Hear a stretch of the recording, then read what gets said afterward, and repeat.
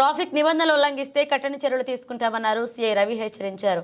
నూతన సంవత్సరం మరికొద్ది గంటల్లో రానున్నందున ముందస్తుగా జమ్మికుంట పట్టణంలో ఎలాంటి ట్రాఫిక్ ఇబ్బందులు కలగకుండా ట్రాఫిక్ నియంత్రణ కోసం కరీంనగర్ నుండి సిపి వెహికల్ను జమ్మికుంటకు తెప్పించి పోలీస్ స్టేషన్ నుండి అలర్ట్ చేశారు.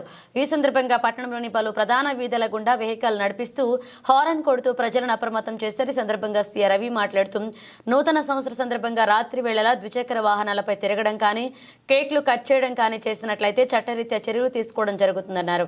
ప్రజలందరూ ప్రశాంతమైన వాతావరణంలో కుటుంబ సభ్యుల మధ్య వేడుకలను జరుపుకోవాలన్నారు.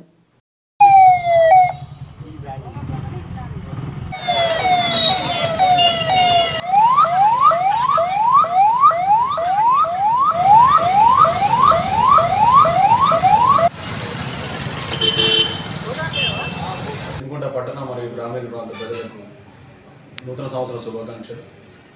ముఖ్యంగా ఏంటంటే ఇవాళ ట్రాఫిక్ గురించి చెప్పడం జరుగుతుంది. ట్రాఫిక్ రెగ్యులేషన్ కోసం నేను flyover bridge, bus stand area, Gandhi చౌరస్తా మరియు అదేవిధంగా ముదుగులగూడెం, కొత్తపల్లి చౌరస్తాలో చాలామంది ఈ రోడ్ల మీద ఈ ఫుడ్ షాప్స్ కానీ, కూరగాయల షాప్స్ కానీ, టీ బండ్లు కానీ పెట్టడం వల్ల వచ్చిపోయే ప్రయాణికులకు చాలా ఇబ్బంది కలుగుతుంది. దాన్ని చాలాసార్లు మీ పెట్రోల్ కార్లో కానీ చాలాసార్లు మూమెంట్ చేసినప్పుడు వాళ్ళకు వార్నింగ్ ఇస్తున్నాము, ఫైన్లు ఇస్తున్నాము, అయినా కూడా వాళ్ళని ఎన్నిసార్లు చెప్పినా అదే విధంగా చేస్తున్నారు. కాబట్టి ఈ ట్రాఫిక్ రెగ్యులేషన్ కోసం మనము గౌరవ సిపి గారు మనకి జమ్మికుంట పట్టణానికి ఒక ట్రాఫిక్ బైక్ని ఇవ్వడం జరిగింది.